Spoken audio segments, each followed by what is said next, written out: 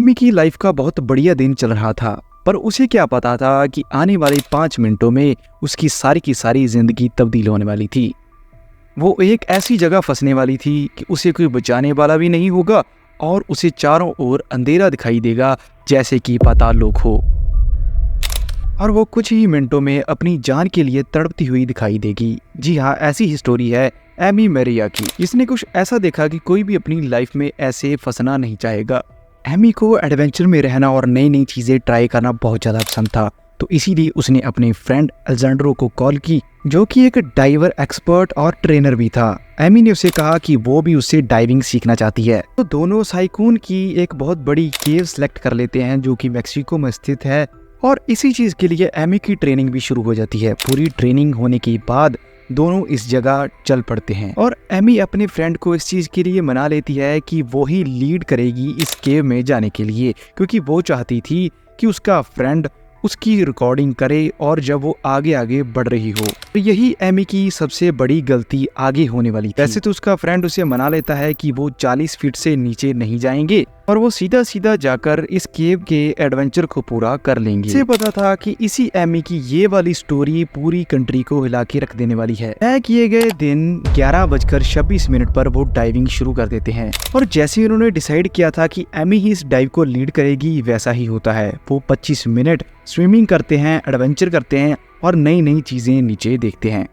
इसी के बाद एमी का दोस्त उसे एक लाइट दिखाता है, जो कि नेचुरल लाइट होती है और किसी केव की। और ये चीज उनके लिए खुशी वाली भी थी, क्योंकि उनका एक माइलस्टोन पूरा होने वाला था। वो डाइवर पहले तो एयर प्रेशर चेक करता है और फिर बाद में ये चीज चेक करता है कि वो 40 फीट से नीचे ना जाएं, जो कि एक खतरे का निशान था। ये चेक करने के बाद वो डाइवर एमी को ग्रीन सिग्नल दे देता है कि वो अब नीचे जाने के लिए तैयार हैं। लेकिन एमी को क्या पता था कि यही ग्रीन सिग्नल उसकी लाइफ में बड़ा सा रेड स्टॉप साइन लाने वाला था। वो दोनों आगे बढ़ते हैं और उन्हें दिखते हैं 2 नए रास्ते। एक वो रास्ता जो पहले भी टूरिस्ट यूज करते थे और एक वो रास्ता जिसे सभी अवॉइड करते थे डेंजर मानकर। लेकिन एमी बिना डरे इसी रास्ते जाना शुरू कर देती है। आगे जाकर वो लोग ऐसी चीज देखते हैं कि वो भी पागल से हो जाते हैं कि ये हमने क्या देख लिया। वहां पर था नेचर का एक ऐसा नजारा जो दोनों ने पहले कभी नहीं देखा था।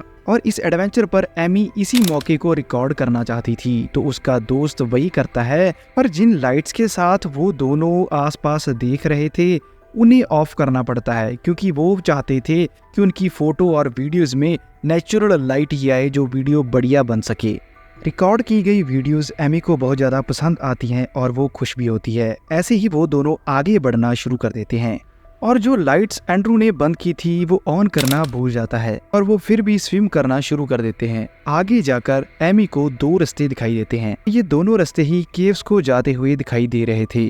एमी का पहले कोई भी एक्सपीरियंस नहीं था, तो उसे नहीं पता था कि किस ओर जाना है। वो पीछे घूमने का ट्राई करती है, पर उसे कुछ दिखाई नहीं देता। तो केव में हम बोल भी नहीं सकते, तो इसी वजह से उसके दोस्त को भी समझ नहीं आ रही थी कि एमी ऐसा क्यों कर रही है। अगर उसे पता होता तो वो आगे बढ़ता और उसे रास्ता बताता, पर एमी राइट जाने की बजाय लेफ्ट चूज करती है और आगे बढ़ जाती है। जब वो आगे जाकर देखती है तो उसे पीछे भी कुछ दिखाई नहीं देता। और इसी टाइम पर ये स्टोरी एक डार्क मोड ले लेती है। ये केव में रोशनी बिल्कुल नहीं होती, तो इसी वजह से लाइट्स ऑन होने के बाद भी एमी को सिर्फ अपने सिर के थोड़ी आगे तक ही दिख रहा था। पहले तो उसे कोई शक भी होता है, लेकिन फिर वो स्माइल करती है और उसे लगता है कि उसका फ्रेंड उसके साथ पढ़ रहा है, लेकिन कुछ भी ऐसा नहीं होता। एमी अपनी लाइट को ऑन ऑफ करना शुरू करती है और सिग्नल देती है कि उसका दोस्त उसे देख ले। लेकिन काफी देर आसपास स्विम करने के बाद भी उसका दोस्त उसे नहीं मिलता। उसने ये क्या कर लिया था, ऐसा ही सोचकर वो परेशान होना शुरू हो गई थी। और दूसरी ओर एंड्रू भी कैमरा बंद कर जब अपनी लाइट्स ऑन करता है, तो उसे पता चलता है कि एमी उसके पास नहीं है। अब कुछ ही मिनट पहले वो दोनों एक साथ थे। अब ऐसा क्या हो गया कि एमी उसे नहीं मिल रही। यही चीज सोचकर उसका दोस्त परेशान होने लग पड़ता है।